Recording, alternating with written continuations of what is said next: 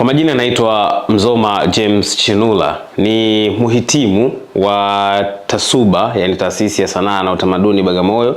Nimesoma kozi mbalimbali hapa katika chuo hiki cha TASUBA. Nimesoma kuanzia 2019 nilikuwa nikisoma Performing and Visual Arts, then baadaye nikaja nikasoma Film and TV Production. Lakini pia baada ya kumaliza chuo, kwa sasa hivi nimejikita zaidi kwenye swala zima la content creation pamoja na mambo ya voice over, mambo ya advertisement.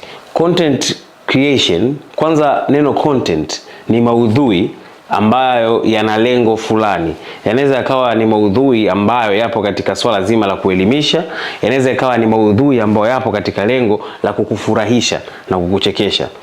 Creation ni matengenezo ya yale maudhui. Kwa hiyo content creation ni matengenezo ya maudhui fulani ambayo yamelengwa hasa kwa mtindo wa kukufurahisha, kukuelimisha au kukuchekesha. Na katika talanta ambayo mimi niko nayo, nina talanta nyingi tofauti. Mpaka kuna kipindi inafika watu wananiambia kwamba sasa wewe tukutemu katika kategori gani, kwa sababu kila kitu ni kama unafanya. Umeona? Mimi nilianza kama nilivyosema, nilianza kusoma Performing and Visual Arts, ambazo kwenye Performing and Visual Arts kuna mambo ya maigizo, kuna mambo ya dancing.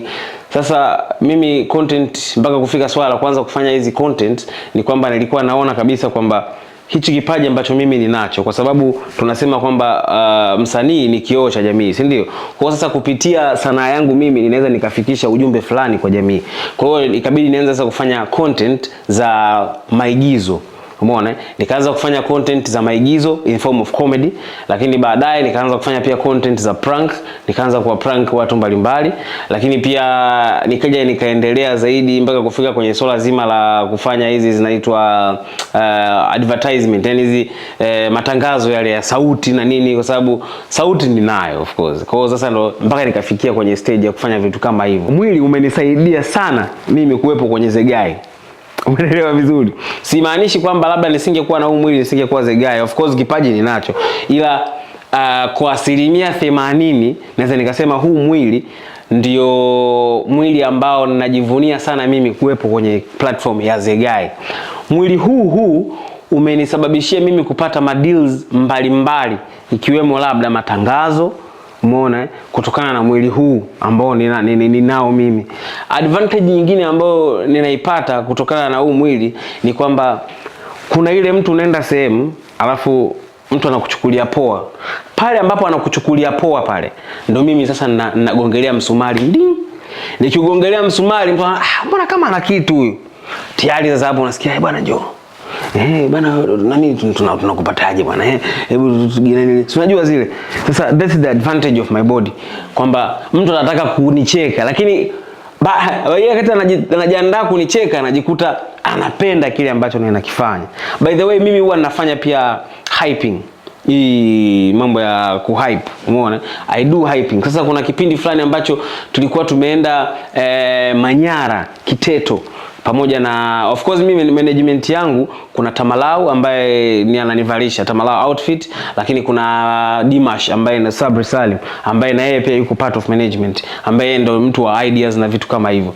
Sasa nilikuwa nimeenda na Tamalau maeneo ya Manyara, Kiteto. Sasa wakati tumefika kule, kuna sehemu fulani tulikuwa tumefika kwa ajili ya kwenda kufanya show.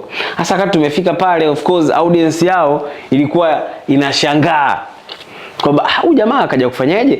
Unaelewa? Sasa kuna dogo mmoja ambaye ndo alinisema amenimotivate mimi kwenye swala zima la hyping, anaitwa Mashati. Sasa huyu dogo ndo akaniambia kwamba akawa anasambaza hizo taarifa kwamba jamaa na hype ana dance nini. Sasa watu wakataka wako very curious kuona huyu anafanya nini, ana dance huyu? Unajua zile. Wakati wao wamejiandaa kwa ajili ya swala hilo, mwisho wa siku nilichokuja kukifanya pale kikawa surprise wote. Umeona? Na mimi ninapenda sana kumsurprise mtu, kwa sababu ninapenda mtu anichukulie vile anavyotaka yeye, alafu mimi nakuja kupindua ile meza juu chini, chini juu. Taasisi ya Sanaa na Utamaduni Bagamoyo naishukuru sana. Sana. Kwa sababu mimi kwa mara ya kwanza ninakuja hapa TASUBA, of course nilikuwa ni muoga sana wa stage. Yaani mimi nikipanda kwenye stage inaweza nikaboronga kiasi cha kwamba bwana huyu sio Mzoma ambaye namfahamu. Umeona? Yaani kwanza imenipa elimu ya jinsi gani ya kuimiliki stage, jinsi gani ya kuitumia stage. Imenipa confidence ya kujiamini kutokana na kile ambacho mimi ninakifanya. Taasisi ya Sanaa na Utamaduni Bagamoyo imefungua milango ya mimi kupenyeza talanta yangu katika platform mbalimbali ikiwemo Zegai. Kwa sababu Zegai kwa sasa hivi tunafanya stage play. Mimi ningeweza wapi kufanya stage play bila kupitia Taasisi ya Sanaa na Utamaduni Bagamoyo? Kwa hiyo manake hii stage play mimi sasa manake nakuwa mwalimu wa wale wengine ambao wamezoea maigizo ya kwenye screen. Nawaambia jamani, huku hakuna cut, huku hakuna sijui pause, huku hakuna sijui over shoulder. Action umeanza, umemaliza, ndo umemaliza. Sio, unaelewa? Lakini pia kuna namna fulani ambavyo unatakiwa ucheze na stage. Namna fulani ya ugeukaji. Utakiwi kumpa audience wako mgongo, utakiwi sijui kukaa upande ambao hautaonyesha facial expression yako. Umeona? Kwa hiyo ninaishukuru sana Taasisi ya Sanaa na Utamaduni Bagamoyo kwa kuniwezesha mimi kuwa Mzoma huyu ambaye mnamuona sasa hivi. Hii ni zao halisi la Taasisi ya Sanaa na Utamaduni Bagamoyo. Ninajivunia sana sana sana kuwa part of waliopitia hapa kwenye Taasisi ya Sanaa na Utamaduni Bagamoyo.